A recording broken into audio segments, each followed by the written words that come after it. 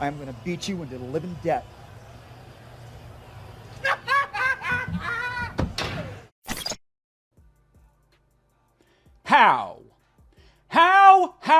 How is it that every week there is some zany ass goofballery happening in the UFC?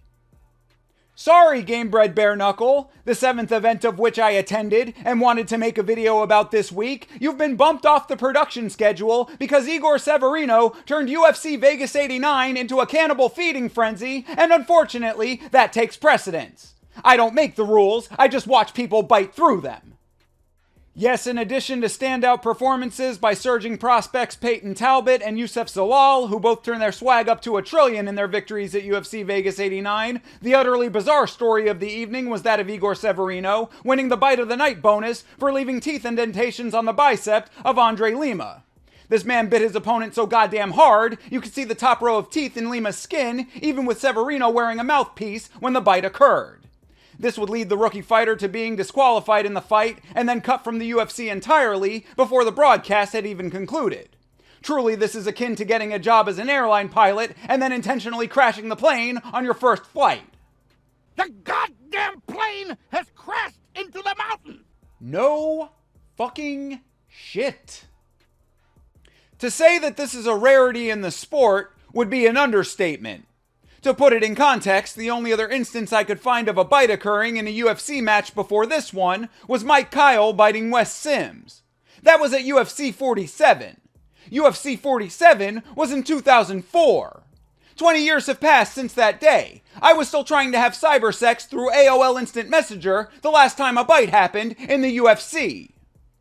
The jaw clamping came in the second round of a serious banger between Lima and Severino, where Severino was potentially winning, leading one to wonder what would possess this man to do such a thing. I'm personally also left wondering what would possess Andre Lima to get the bite mark tattooed on him immediately after the event, but if Dana's giving you another $25K, I suppose there are worse ways to spend it than commemorating the I got fucking bit bonus in ink for all eternity. On the business side of the sport, last week, the unfortunate news was announced that the Lee vs. Zuffa LLC lawsuit, also known as the last best chance for systemic change in fighter pay, representation, and healthcare advocacy when it comes to the UFC, has been settled before going to trial. The final amount agreed upon was $335 million, which, after legal fees and taxes, translates to somewhere in the ballpark of around $250,000 per the over 1,200 fighters covered in the suit. This also amounts to a slap on the wrist for the decades of unscrupulous business practices the company has been alleged to have conducted as they continue to rake in record profits while paying their fighters the lowest percentage of earnings in all of professional sports.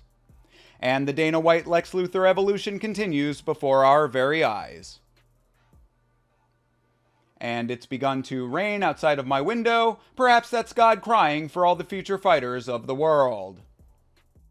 Here's hoping that the PFL and their shady limitless pocketbook can rival the unshakable dominance of the UFC at some point in the future, as monopolies are not only crippling to the fighters when it comes to fair treatment, but also bad for consumers of the sport.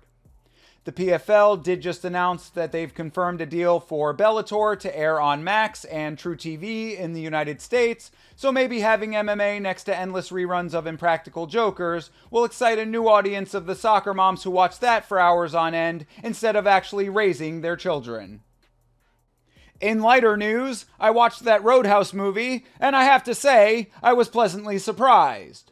It was stupid in a fun way while making no sense whatsoever, and Conor McGregor's ridiculously over-the-top borderline psychotic acting had me twitching with laughter. Much like Conor McGregor in that one interview, except no one was laughing then. Jake's a consummate professional, 75 movies made. You know, I'm blessed to have entered into the movie alongside him. He was patient with me. He gave me guidance, and I just took it. You know, we had a good rapport on set. He has 75 movies made. I have 75 bar fights made. And that's it. In all seriousness, Conor McGregor needs professional help at this point. His unchecked megalomania is destroying him, and it's becoming difficult for him to hide. All of the various substances that have allegedly been flowing through his bloodstream are starting to take their toll visibly, and the repercussions are only going to get worse if he doesn't change course.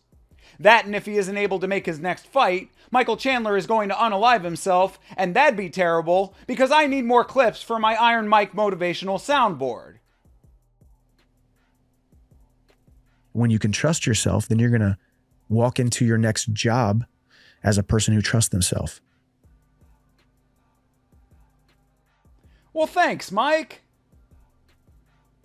For yelling about mixed martial arts, this is Thinker St. James reminding you that if you bite your opponent during a fight, it's an automatic 30-27 for the other guy, and an automatic 51-50 for you.